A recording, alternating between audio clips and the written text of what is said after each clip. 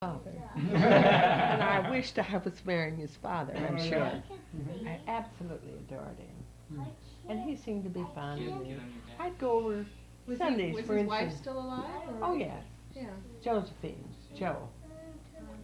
I would go over for Sunday dinner with Jim, and Mr. Elworth would take me aside and say, "Come on, let's have some wine. Just you and me." Jim didn't smoke, Jim didn't drink, Jim didn't do any of these things. So we'd get together. But he was quite a person, but Wasn't he a Mason and Yeah. he joined a lot of different lodges. lodges? He was never home except he had a regular date one day a week, one night a week with his wife. She would go downtown and meet him, and they'd go to the theater, and they'd go out for dinner, and but that was about all. She was not pleased with his busy life, Yeah. but so let's see. Dianna Was he a lawyer came. also? No, he was a George? banker. No. George, oh, he was a banker. Yeah. And they're Chicago born and raised in Chicago, Jim was. Yeah. All Chicago. Oak Park a great deal of the time. And And your family was born in Iowa. Where did your mother? mother was New York. New York. My father was Virginia. Hmm. But his father had been a surgeon in the Civil War, and after the Civil War, he graduated up to Mount Pleasant, Iowa. This is your father. My, So my your father's grandfather, father, my your- grandfather. Your grandfather was a surgeon in the Civil War. Right. Do you have a family Which is tree, kind of a interesting. genealogy book? Have? What? Which is kind of interesting that on the Olmsted side, the Frederick Law Olmsted was started the sanitation and the first Red Heart or Red Cross, and started in the Civil War. So Is that right, your Robbie? or your grandfather. Yeah, and you know, one of the mementos from home was the rolled up discharge of my grandfather from the Civil War. Honorable discharge. And Bob, young Bob, took it downtown to where he has access to some a wonderful framer, and one that would straighten out all this parchment. Uh-huh. And so he had it framed for me. It's about that big. For a Christmas present several years ago. And I really don't have any place to hang it in my apartment. So it sits up against the wall in my bedroom. But it's interesting. It's about my grandfather, his discharge from the wars. And then his wife was named Sarah Dudley. My name is Dudley. Dudley was in their family. Mimi had her first daughter named Sarah Dudley. And Diane. I had a cousin by the name of Dudley. And Dianna Dudley. And you're Miriam Dudley. And I'm Miriam Dudley. Dudley was quite a name on my father's side. Stone and White, all those names were on my mother's side from New York. But Diana was, to answer your question way back, Christina, how old she was. Oh, right. Um, When you came along. yeah. Well, we came back to Chicago, and Jim was getting $100 a month. That's all lawyers got at that time, every month. Only $100. No way to figure any other way to get more. Even a Harvard Law graduate got $100. So he didn't get it right away either. He got it from his influence of his father. He had a friend who offered Jim a job for $100 a month. And we took an apartment. Jim wanted to live out on the south side of Chicago, where we had first known each other, University area. So you could complete your master's. No, that was all gone. That was bye-bye. Well, because when you were in Boston, didn't you work in the Peabody Museum? Why, sure, for 2 years, the whole time I was there, I had a good job, and lasted even through the summer, I bought a car, an old Hudson. We went up in the White Mountains, and Nice. so I did my part. Mhm. I think his father's friends were a little reluctant to think to have his only son go off and, they advised him against it. Oh, don't let your son get married. He'll never finish what he started. But that probably helped, determination. Jim worked. He worked awfully hard. Didn't he do landscaping or something on the grounds in the summer or something? Not landscaping, he worked in a pottery place right across the street from where I worked. Oh, really? Pottery? What kind of pottery? Well, I don't think he made it.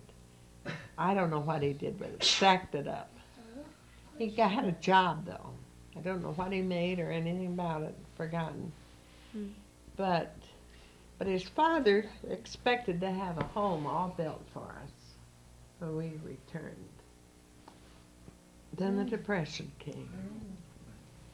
And he bought so much on margin that he didn't. And it was a very dangerous job because he had many clients that he had sold, advised as a banker to get this stock or that stock. And they had lost their shirts. So he kept a gun in his desk drawer. I'm sure someone was coming after him, but they never did. But he did die when I was a year old from what, alcoholism and pneumonia or something? Oh, I don't think so. I really don't know. I remember Daddy said, Cancer, wasn't it?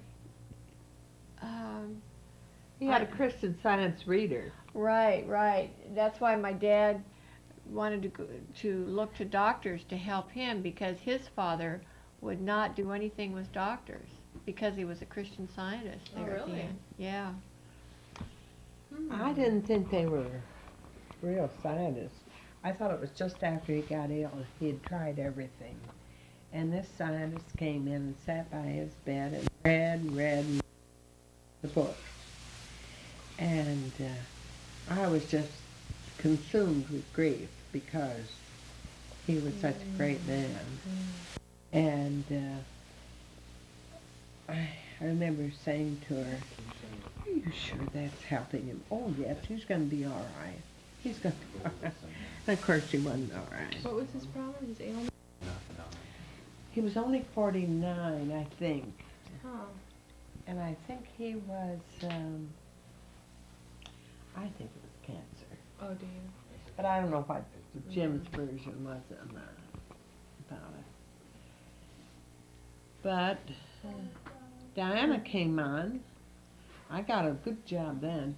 Jim said, "Oh, we took this apartment for." He was making $100 a month. You know what we were paying for our apartment? $75. A couple of nuts that didn't know what was straight up, Was that the apartment he had the Sounds rope like today's on the ratios. outside that he would climb up? No, that was in Oak Park. Oh. No, we lived in this, this was by the IC, and every time the Illinois Central went by, the apartment shook like this, and the soot came in through the windows, and we were paying $75 a month. And we lived on second or third floor. Well, then I got a job at the president's office at the University of Chicago. I never had problems with getting jobs. You charm your way into them. Yeah. Oh, Christina, it was my mind. Of course. Your mind charmed your way into it. And then I got pregnant, and the doctor said, "Oh, you can't be on third floor because you have to walk up all those steps. Oh. So you must get a first floor apartment." So we moved down first floor. And then Di kept being so delayed. You still She is. did? Yeah. Still delayed. And they told me over at the University of Chicago, "Now we want you to stay just as long as you feel comfortable." Well, I knew I had to stay because Jim wasn't making much money. So I stayed almost up to the 8th month. And you had to walk through the snow, didn't you, to get to work? That's Of what she told course. you. That's what We she told did- me. Yeah, I didn't know We that. didn't have any car. I had to walk clear down that, what do you call it, to the university. Midway? Midway. Yeah, 'cause I remember That when. was a long walk. Yeah. It was the time, the president of the University of Chicago at that time. He had 2 huge dogs. Oh, I don't even remember. That's, so much has happened. But Dianna was delayed, and so we went over to Elworth to live, and finally she came after I'd gotten in the hospital 2 or 3 times. Oh, really? Yeah. False alarms, huh? Oh, do you have a shirt? Is it a shirt? No, it's okay.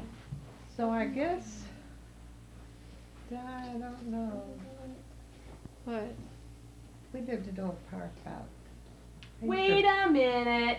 Wait a minute. I see a flaw in the story. Diane was born in July. July 26th. So you walked through the snow in. When was That was again? Di's story. Oh. I thought you told me you walked through the snow when you were really pregnant with me. Yeah. It was the first one I was Figure it out, pregnant, I Diane. guess.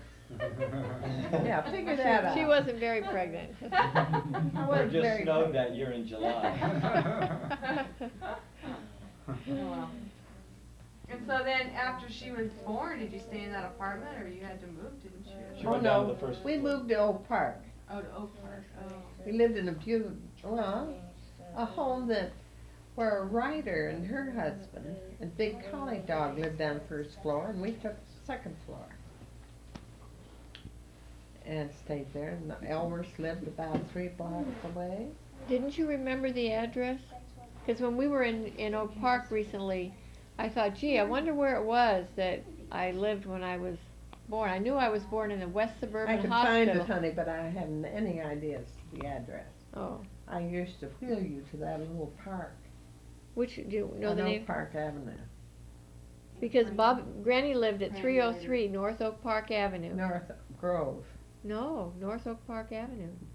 Not that I knew her. Oh, that was later. when- Perhaps. Yeah, I didn't think she'd ever moved though.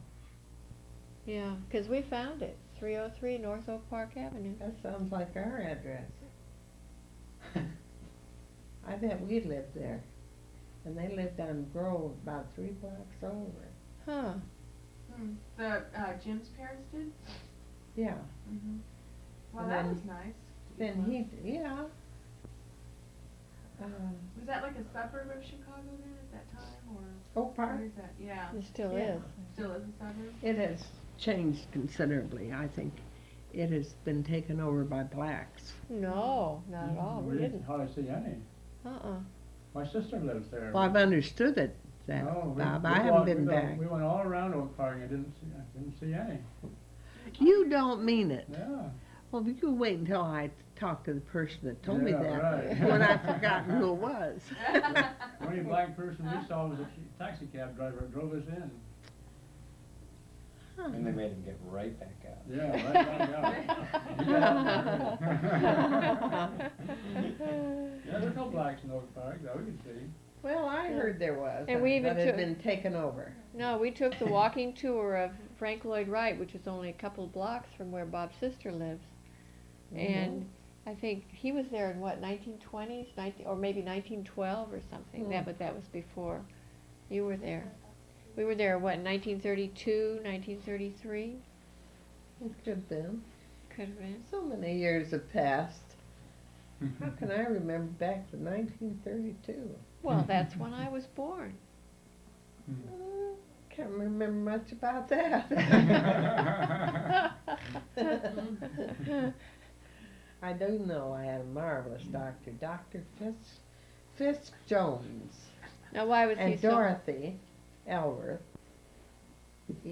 She worked in the same medical building in Oak Park, and she said, "You must have this one doctor." And he was just, he had another office on Michigan Avenue. Then I heard after I'd had Di and maybe a year or two had passed, that he was a complete alcoholic. No. But was he handsome? Oh. Wowee! Even if I'd known it at the time, I'd have still had him. It's marvelous. So when I was born, did they, I don't know what kind of method they had then, did they, Just the regular. what was the regular? Did they put you out and then you, Yeah, a little ether. ether? Uh-huh. And do you remember anything about the birth at all? No, and I wouldn't care to, Della. Do you remember anything about it? No, I don't. No. Fathers didn't go into the delivery room the way they do now. Bob did with Mimi and Bobby Oh, really? back in Moline, St. Luke.